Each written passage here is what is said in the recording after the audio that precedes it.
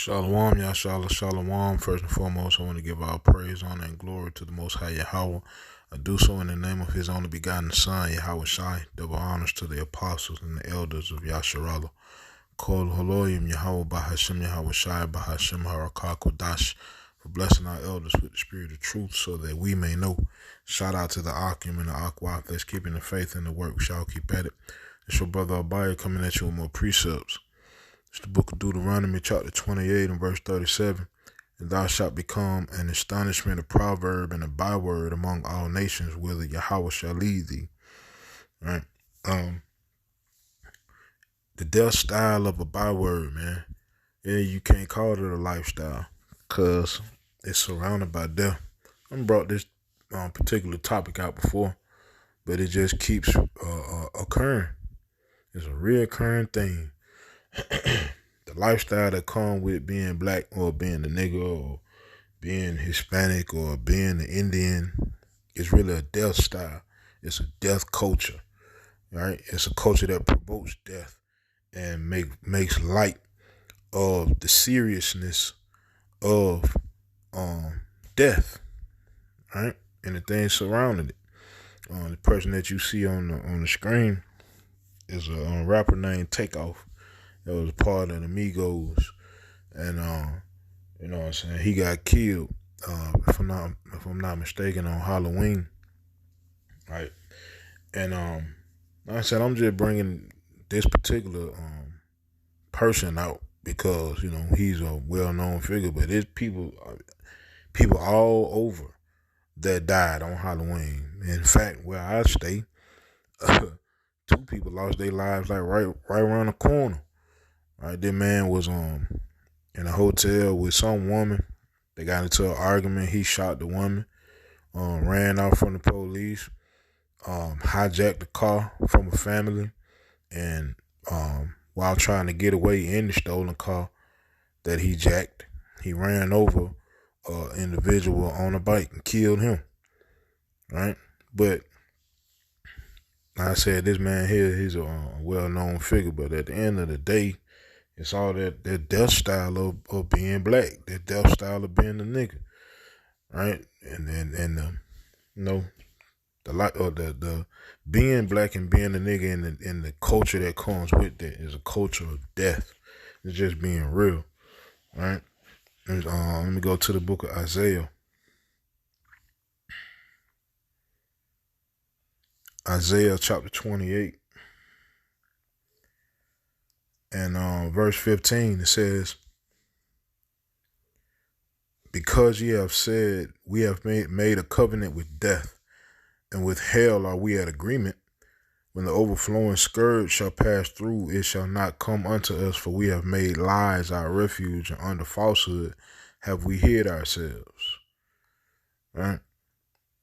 Most High's people that made a covenant with death, and it really starts by you calling yourself these bywords, these things that these people that made up for you, right? And there's a whole spirit that come with that. There's a whole nother that come with you calling yourself these words, because you got to stand by that. You got to live up to that, right? Being black mean there is zero tolerance for any disrespect. That's what being black mean. That's what being a nigga mean. That's what being the realest nigga mean. Zero tolerance for disrespect. Right? Not understanding that mindset could real life lead your ass to death. Right? Scripture tell us to walk in wisdom, man. You can't blow up at every little thing that happened to you. Especially in a world where the Most High has literally told you will be persecuted every day. You're going to be oppressed every day. That's part of the curse. So that means you're going to be disrespected every day by somebody, somewhere. Right?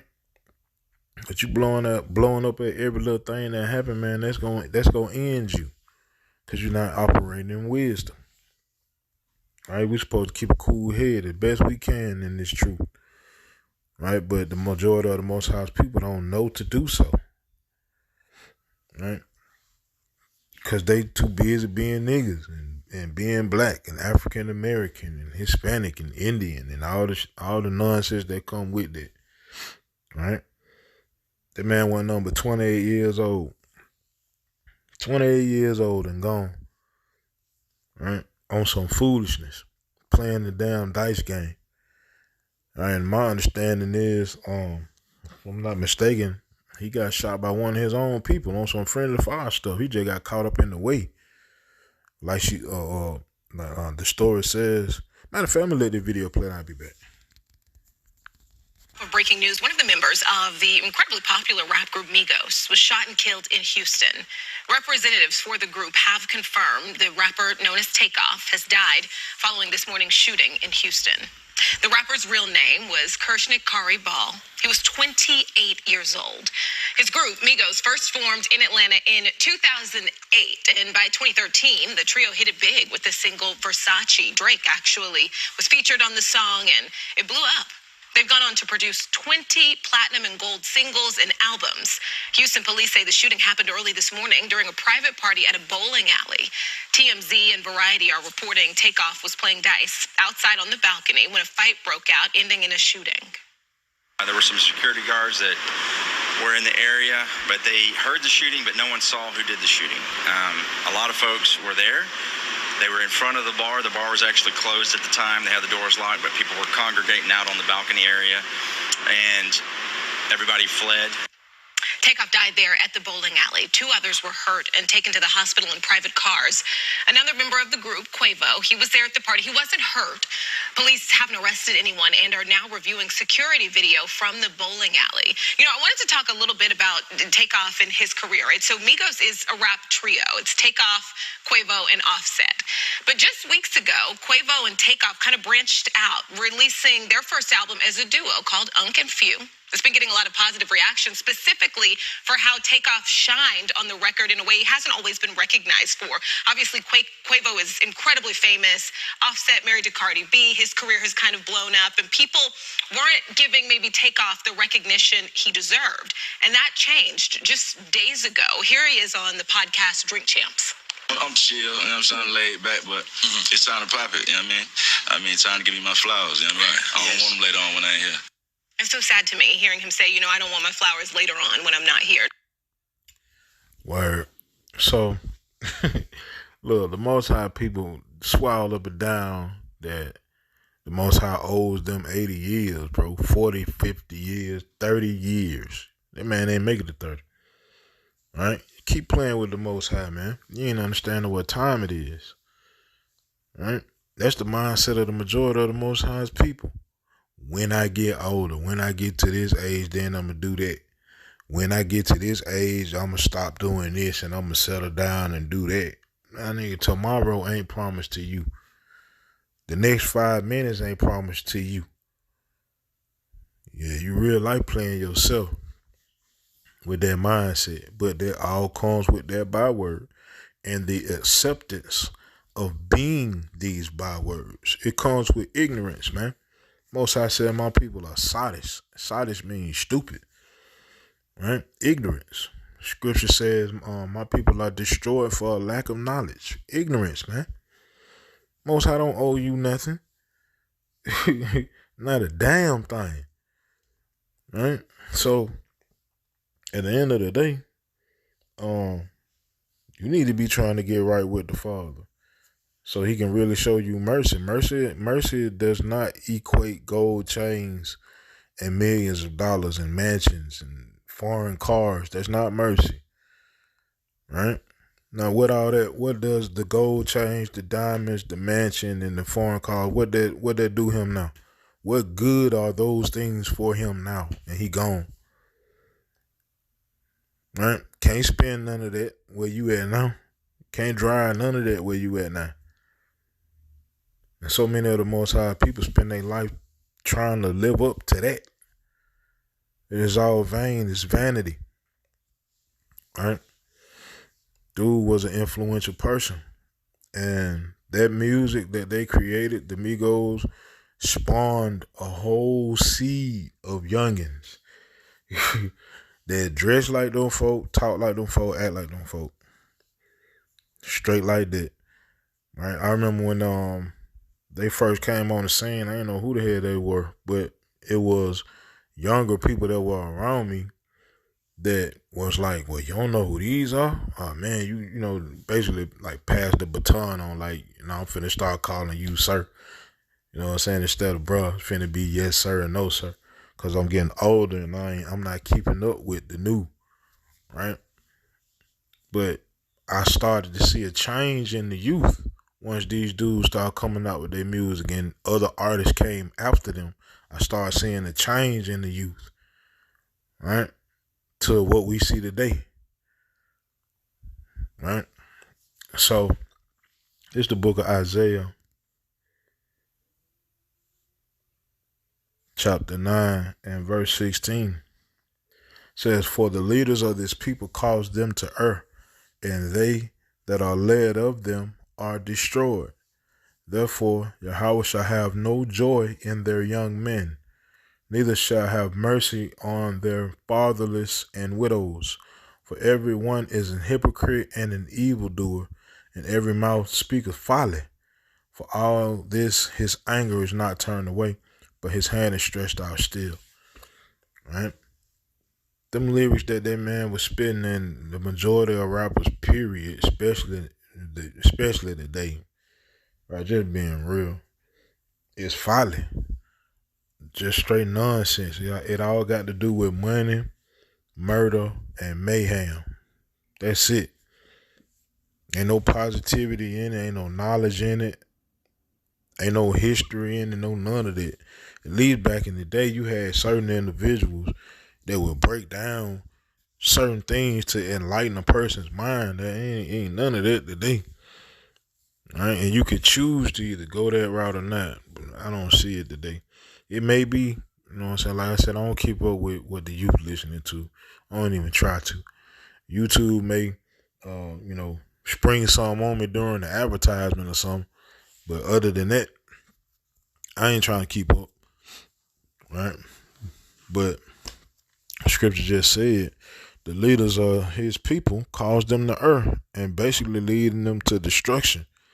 And like I said, once this group came out with their music and basically changed the industry, the youth started to change to what we see today.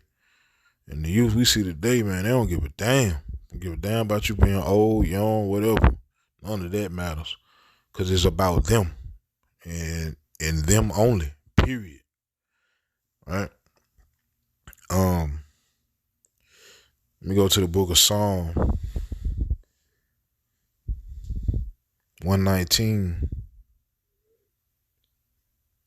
and verse 60. All right. Now I ain't saying all youngins are like that. You do got some good kids out there, man. But majority, right? Because scripture speaks about the majority of the Most High's people being wicked as hell. That's why I said 2/3 not gonna make it. 1/3 will. That's a remnant. Right? But anyway, Psalms 119 and verse 60, it says, I made haste and delayed not to keep thy commandments. Man, talking about, I want to get my flowers in now before later or before too late, whatever he said. You are not promised 80 years, man. You're not promised 50 years. You're not promised to retire. You don't know what tomorrow brings. And he found out the hard way. And so many of the Most High's people find out the hard way. You don't know what tomorrow will bring. You claim to be sure about what you know, but are you really sure? Are you really sure that the word is not for real, so you don't have to take it serious? Are you really sure that the Most High love you no matter what? Because Pastor Pochop told you?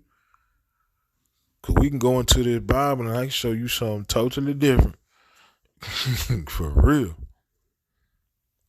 Right? So at the end of the day, man, quit playing yourself and get about your father's business before time up. Right? Let me go to the book of Proverbs, chapter 1, and verse 10. It says, my son, if sinners entice thee, consent thou not. If they say, come with us, let us lay wait for blood. Let us lurk privily for the innocent without cause. Let us swallow them up alive as the grave, and whole as those that go down into the pit. We shall find all precious substance. We shall fill our houses with spoil. Cast in thy lot among us. Let us all have one purse. My son, walk not thou in the way with them. Refrain thy foot from their path. For their feet run to evil and make haste to shed blood. Right? Stay away from these wicked individuals, man. If this man would have did that, he'll still be alive. Right? Like I said, man, our people love being black, African American, and all these other bywords. And it's 10 times worse when you famous. And it's 100 times worse if you're a rapper. Because now you got to live up to everything that you spewing. Everything that the devil is telling you, you have to speak on. If you want to check, you got to live up to that. Because it's going to get tested. Right? You claiming to be all OG, triple OG, gang, money getter, all that. It's going to get tested. Eventually, it's going to get tested. Everybody ain't going to take your word for it. Somebody going to try you. You may not pass that test. Maybe your last time on this earth when that test comes. But all you had to do from the jump was do not follow evil. Tend to good. All right, if you tending to good, that means you tending to life. You tending to evil, that means you tending to darkness and death. Right?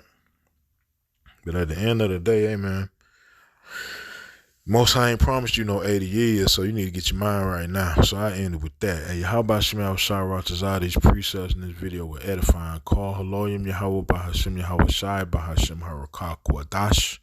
Shalom Yashalom.